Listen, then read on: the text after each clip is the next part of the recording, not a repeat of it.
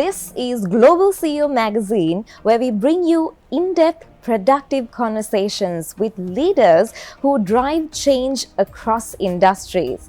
Joining us in conversation today is a leader whose career spans more than 3 decades in the banking and financial sector. So we are joined by the chairman of Bank of Ceylon, Mr. Kavinda de Zoysa. Thank you very much for joining us here today, Mr. de Zoysa. It's a pleasure to have a conversation with you. So you have an impressive career built for more than 30 years in the banking and financial sector. So will you be able to walk us through some of your key milestones that shaped who you are today? Yes, thank you, Nadi, and thank you for the channel to having me here today. Deeply honored. So I think it's been a long time, and one of the advantages for me, especially reaching out to school children as well, was I started my career straight from 18 years. So I completed my A-levels, and before my results came, I started my banking career. And since then, I have never looked back and continued to work where I am employed and give my best to the organization. So a few key points in my career, and the first one is actually I met my wife long time back, and it was she who got me into being a bit more focused on studies. I was more into sports and other activities in school, taking part at national level in sport, and I was focused on going in that route. But then once I joined Ceylon Bank, I realized that education, hard work, focus gave an opportunity, and without a clear understanding initially, I realized the power of education and knowledge. And what I did was I continued to invest myself in studies. So I started off while working my banking studies, and it gave me a solid input from trade finance to bill of exchange to basics in banking, and getting through those exams also accelerated my promotional prospects. So I got through promoted quite fast, and my work was also very focused. So it's not about just about the education or the qualifications. You have to practically apply what you study, and that knowledge kept on building momentum. And then I was able to get across multiple sectors and different banks, and over the last 32 years I worked both in local banks, and as most of you know, I worked in a foreign bank before joining Bank of Ceylon, almost 2 decades. But what many people don't know is I've been able to get more experiences in the retail and other segments, which I'm sure you'll cover in your follow-on questions. But if you look at the key milestones, I think I'm a naturally born leader. It's my personality. And moving from one organization to the other, continuing to invest in education, I had a view of where I wanted to get. So starting from banking to CIM to CIMA to my MBA at the Colombo University, being very focused and using that knowledge in the practical work environment really helped. So I feel moving from just being a banker, doing my MBA at Colombo University also enhanced my entire way of looking things, because once you get into a general MBA, it opens up your mindset to look at different career opportunities. So you remember, keep in mind, when you're 18, when you join, you feel it's one area and you have a certain view, but when you qualify, you see other areas. And then another pivotal moment was also doing CIMA. So being a management accountant and looking at things from a management accounting related perspective also gave a lot of deep insights. And as you know, I did CIM. So combining a marketing view and a management accounting view gives a well-rounded exposure. I give it as an example like the Chinese yin yang. You have to have a balance. So you need to be a marketeer, but you also need to know the numbers. And you need to know the numbers, but you also have to be a marketeer. So maybe I feel some of these things really gave me an opportunity to take up challenges and perform and execute well. So apart from my key milestones and leadership outlook, I also want to place on record my special thanks to someone. I want to thank Nishani, my wife, who's been with me right throughout and giving me that insight and strength to continue to do what I am doing, and also to my son. So I think it's not easy to balance family and work, but they have stood by my side, and they have championed me through good times and tough times. So I just want to appreciate all the support and affection that they have given to me. Sri Lanka is going through quite a tough time these days after the pandemic with the economic crisis. So, as the visionary leader at the helm of Sri Lanka's largest commercial bank, you have to make sure that you keep up with these challenges and changes. So, how do you perceive your role in navigating Bank of Ceylon through this very challenging, transformative, complex time? Yes. So I take it with a very deep sense of responsibility and humility. As you rightly said, this is the largest bank in Sri Lanka, and the entire nation being systemically important depends so much on how Bank of Ceylon supports the economy. And I think what I see is actually opportunity. We had a crisis. We had couple of challenges, from the Easter Sunday to the economic crisis to COVID. But post crisis, we were at a position where we couldn't fall any further. I always keep saying, now it's the way up. And if you see over the last 12 months, last 18 months, it's been a recovery drive, and Bank of Ceylon has played a pivotal role. So I think primarily driving digitization, enabling our people, financial inclusion, financial literacy, responsible finance. Because being the chairman and the board of directors have to give guidance and views to the management who run the day-to-day operations of the bank. And as you see and as you have read in the press, the bank has done very well over the last 12 to 18 months, emerging as the most profitable institution, and also doing a very lead role in supporting SME and development banking related areas. It's driving a future fit, future ready organization, investing in technology, investing in people, managing stakeholders, giving the right corporate governance for the board and also to the institution. I think these are the key strategic points for us at the board, and enabling our people to do their job better. Bank of Ceylon has spread its roots and branches locally as well as internationally, and that means Bank of Ceylon contributes massively to Sri Lanka's economy. So, how do you plan on deepening BOC's impact on Sri Lanka? Yes, so if you take, many people know, but I always try to let the message go more. The work already done by Bank of Ceylon has been phenomenal. The staff have worked tirelessly to bring in SME, development banking, financial inclusion. So we touch on national development and financial inclusion as priorities. One example is Aswasuma, and I'm happy to say Bank of Ceylon is leading this entire project, where we have a majority share of all the Aswasuma accounts, where we have opened accounts for these people who have never had a bank account ever, bringing them into the banking system and also giving them a debit card free of charge by the bank. It's the first step for them to get into digitization. You know, as a country, our priority is to digitize the country. So bringing people into the system, giving them that first step of a debit card and getting them to use ATMs, teaching them the savings habit, I think these are all very key roles in part of the national development.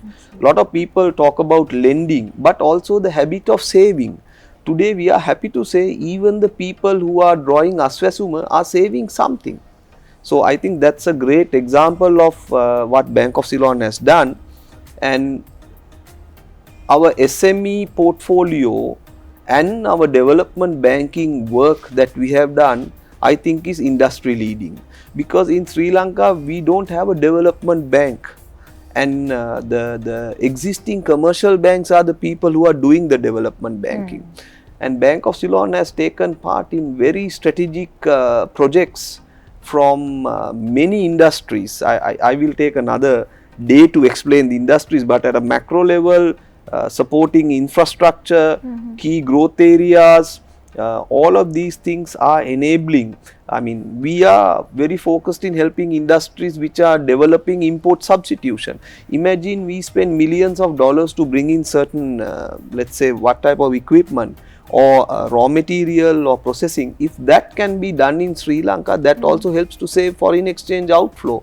So I think Bank of Ceylon continues to be in a very strong focus on SME, national development, financial inclusion, financial literacy, and we are happy to lead the way.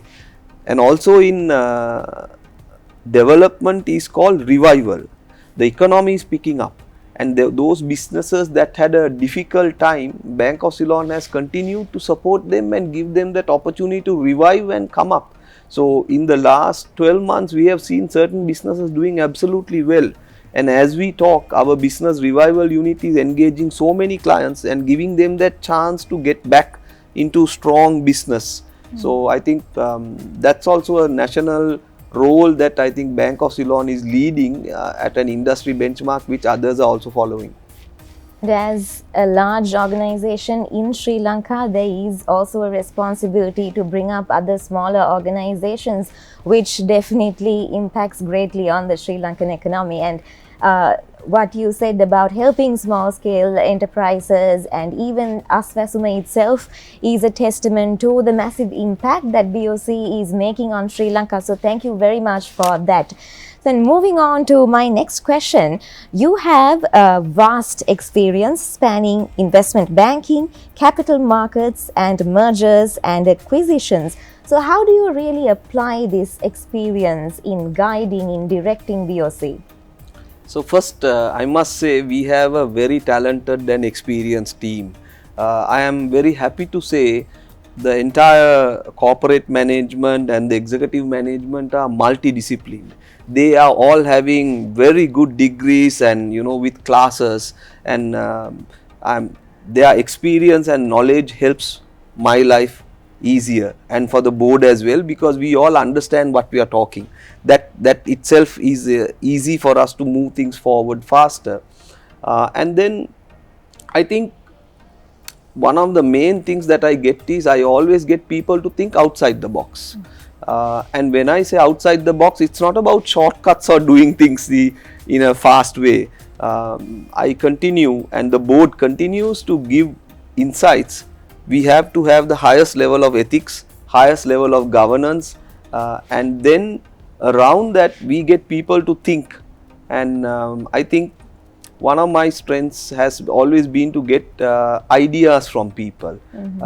It's also listening to people. Over the last so many months, I've spent a lot of time talking to people, listening to people, and you'll be surprised. Sometimes the best ideas come from the very outstation branches or a staff member who's at a counter who can give that idea.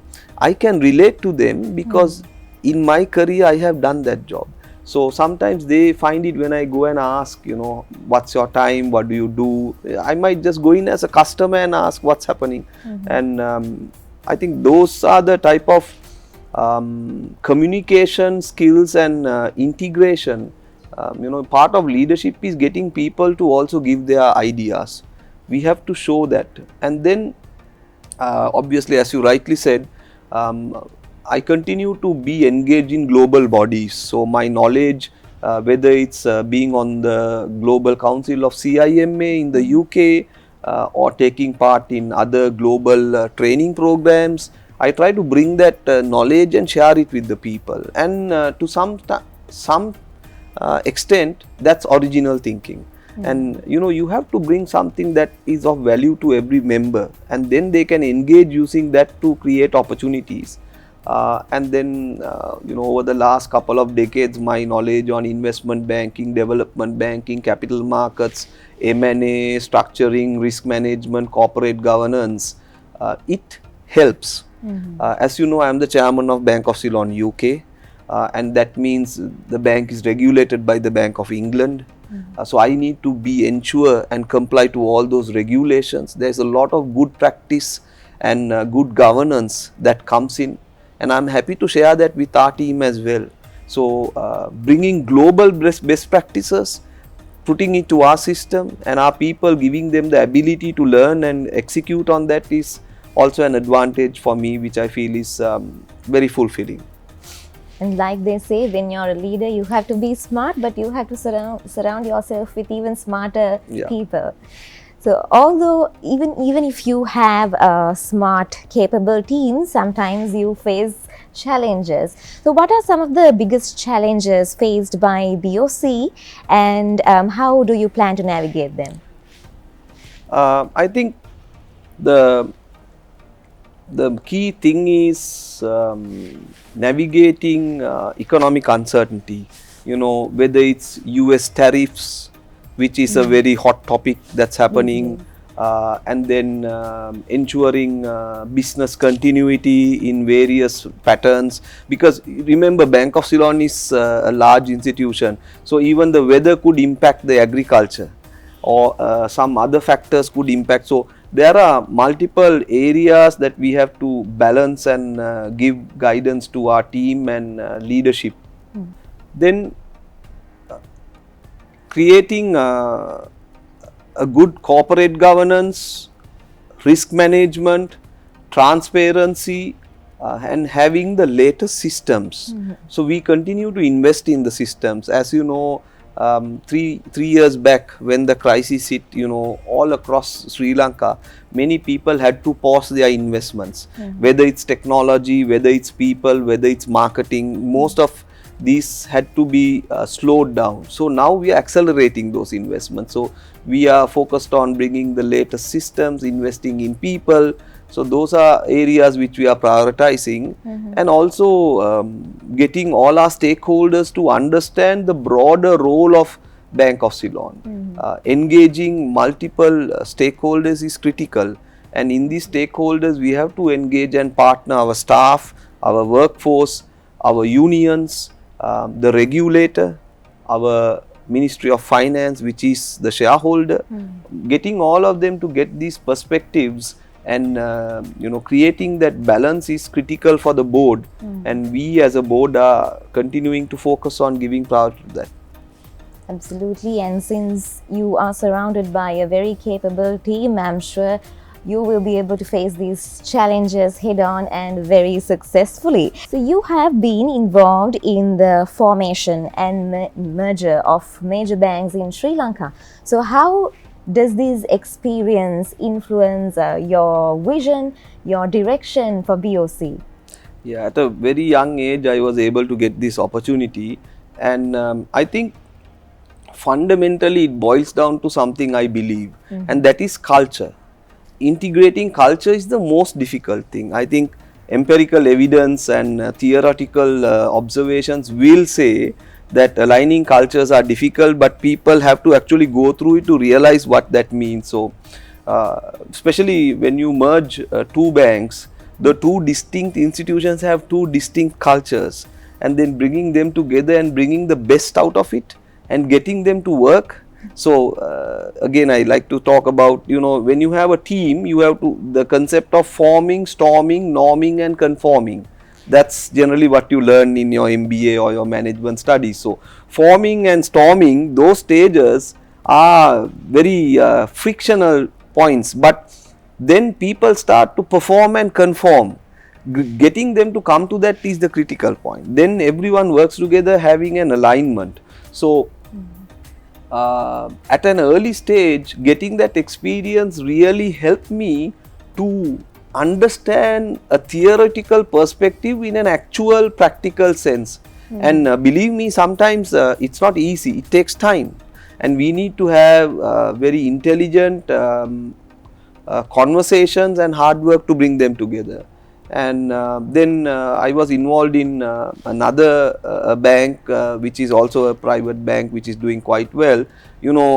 From scratch and concept, working with external strategic consultants to the board of directors and the chairman of that bank, and creating a visualization, working with the regulator in terms of a roadmap on the expansion, and then bringing in at that time new concepts which was not in Sri Lanka, but now people see as a very, supermarket banking was not a known thing in the 90s. So bringing things like that was exceptional.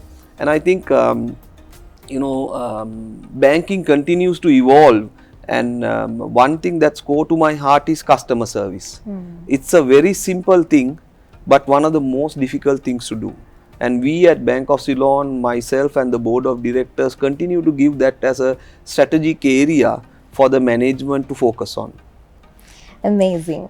So how would you describe your leadership style? Because ultimately leadership comes down to one's personal style and values, right?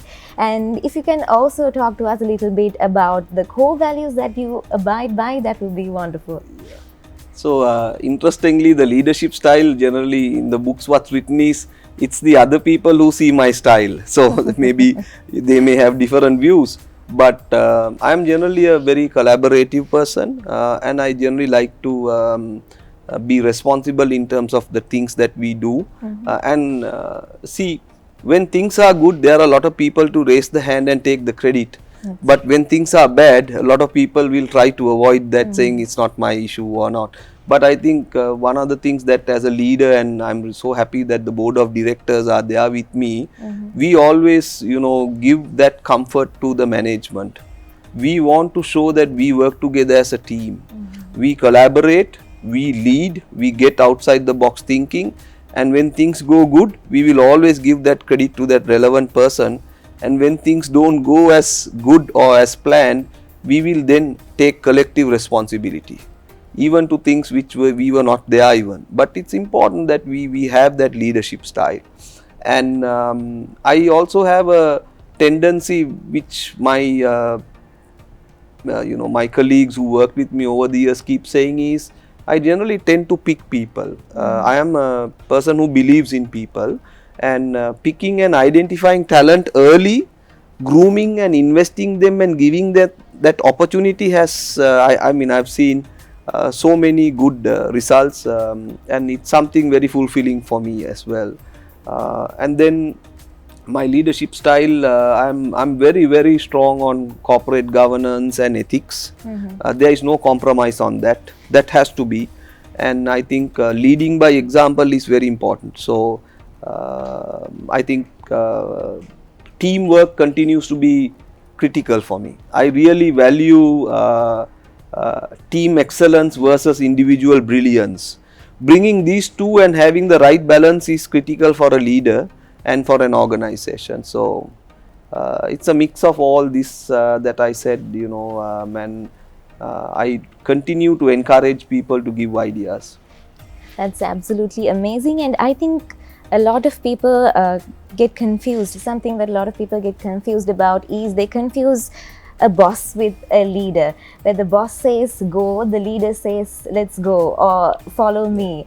And from what you said, it's very evident that as a leader you not only have to focus on leading the organization, but you also have to focus on building the next generation of leaders who's going to take up the role once you have gone out of the organization. So that's absolutely amazing. I love the point that you brought out. Then as my next question, when we talk about continuous learning, it's something that keeps leaders ahead, especially in a very challenging and competitive sector such as the banking and finance sector. So what is your view on continuous learning? Yeah. So I believe very passionately on continuous learning. If you take my entire life, each decade I am happy to say I have sat for an exam and done an exam and passed an exam. So it doesn't mean you pass exams all the time. In my career I have failed exams as well. But really investing in yourself, CPD, continuous professional development. So we continue to individuals have to invest in themselves. And if you say I have the knowledge, I know everything, I think actually that's the negative commencing of a deterioration of a person. We have to be hungry to get knowledge and continue to invest in ourselves. So I think continuous investments, if you take me, my fellowships in banking, management accounting, marketing, and continuing to look at investment analysis. uh, very recently I did a very interesting study on data driven decision making by the University of Chicago Booth Business School, and it gave me a new perspective. So while I have traditionally done all my studies, I wanted to study because people talk about data analytics, and I wanted to learn it. And having gone through it and coming out of it, I have got a new set of skills which I thought would not have helped me. So this new skill set helps me now, because decision making, data driven decision making gives you logical thinking and inputs to make correct decisions. In the past you would have taken an emotional decision just because based on an emotional situation, but data driven decision making is, I think, one of the key insights in the future, and now that people should use. So continuing to invest in yourself and professional development is critical. And I've seen many even university students or students who are just after A levels saying, I'm done studying, I'm never going to study or learn again. So it doesn't really have to be in the form of a strict course or a program. You can even, when you go through your day-to-day life, you can learn something which will help you inch closer towards your goals.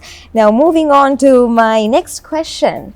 What are some of the biggest opportunities that are there for Sri Lankan banks in your opinion, even Bank of Ceylon? Yes, so I think number one is acceleration of the digitization. There is immense potential in that area, and I think we are still at the very early stages of it. And as the country continues to digitize, the banking system integrating into the digital ecosystem gives a very pivotal opportunities. The other one I think is, a lot of people talk about SME, but outside the western province or maybe one or two other provinces, there's immense opportunity on SME and microfinance, especially for the banking sector. I think some of the NBFIs have gone into it, but there is tremendous opportunity there. And we touched, I think, development banking opportunities are there, but it has to have a skill set, and also it needs structural support. For example, long-term refinance lines and skilled expertise. So those are areas which I think are giving opportunities. The focus on ESG continues to be very strong, and we've seen a few ESG related bonds that have come out into the market. And then when I touch the market, the capital market has tremendous opportunities. So the capital market instruments are yet to be tapped and creating more depth to the market. So capital markets, development banking, SME, ESG related financing opportunities, and financial inclusion, financial literacy. All of those things will play a very strong role in terms of opportunities for banks in the future. And I think at a more strategic level, there could be banking sector consolidation as well. So moving on to my final question, which is also one of the most interesting questions. What is your advice to emerging leaders or young professionals who aspire to have a very successful career in the banking and finance sector? Okay, so I think number one, you need to be hungry. You need to continue to invest in yourself. And when I say hungry, you need to read, you need to invest, you need to go out to the world, take part in global forums, bring best practices, learn, and continue to reinvent yourself. If you feel you have the skill set, no way. You have to be future ready, future fit, and that means you have to acquire new skill sets which were not there before. Take 10 years ago, did we have a thing called a chief digital officer? Did we have AI? Not many people knew that just 10 years back, but today that's mainstream. So there are requirements and skill sets that have to come out, and people have to gather that. And then fundamentally, ethics, behavior, corporate governance, that has to be a pillar where there cannot be any compromise, especially for the young people. A lot of people talk about shortcuts, whatever way, but shortcuts are just shortcuts. Sometimes it can just give you a very short period. So you need to dig deep. You have to have faith in yourself. You have to have patience, I think, and continuously invest. And you need to move out of your comfort zones. I took a big decision. I was at the peak of my career in an international bank, doing quite well. And then when this opportunity came, I realized, it's about knowledge and experience. I will share an example. Look it up. At the peak of his career, Tiger Woods changed his swing, right? At the peak. And with that, he actually didn't win many tournaments and fell. So a lot of people thought, that's his end. But then with that change, he actually performed better than his existing earlier trajectory. So I think being comfortable to take very outside the box thinking, being able to take challenges head on, having patience in yourself, continuing to invest in yourself, and also you need to continue to network with people in a very genuine way. We touched on leadership. You talked about being a manager and a leader. One of the points I always say is a successful leader is a successful leader when the staff that work for him will look him up and talk to him in the same way when he's not doing that job. That way you will realize whether they actually had some level of acceptance of the leadership. So these things go long and deep. And I think Sri Lanka needs leaders. When I talk to young university graduates, I get a lot of experience at the university system taking part in these children, and them wanting to run their own business is interesting. A few generations back, people wanted to be having employment. But this generation, especially the Gen Zs, majority of them say, I want to run my own business. So entrepreneurship skills and education relating to entrepreneurship skills are opportunities for the younger generation. And I think always be optimistic. You have to be optimistic. I'm a person who sees the glass as half full, and that's my leadership style. We have to show people that, we are on the right trajectory. We have to be genuine as well. So if it's not good, we have to tell them the truth. But also, we have to give that energy to people. So I believe in those things. So these are some of my thoughts to the younger generation. Yes, and on this topic, I think we can go on and on and on. But due to time constraints, unfortunately, we have to wrap up the conversation. So that brings us to the end of our conversation here today. Thank you very much, Mr. De Zoysa, for sharing those valuable thoughts and perspectives with us, and all the very best with everything. Yes, thank you. I really appreciate the time and having me. And as you know, these are my personal views, not the institution, but deeply honored, and thank you. It's a pleasure to have you.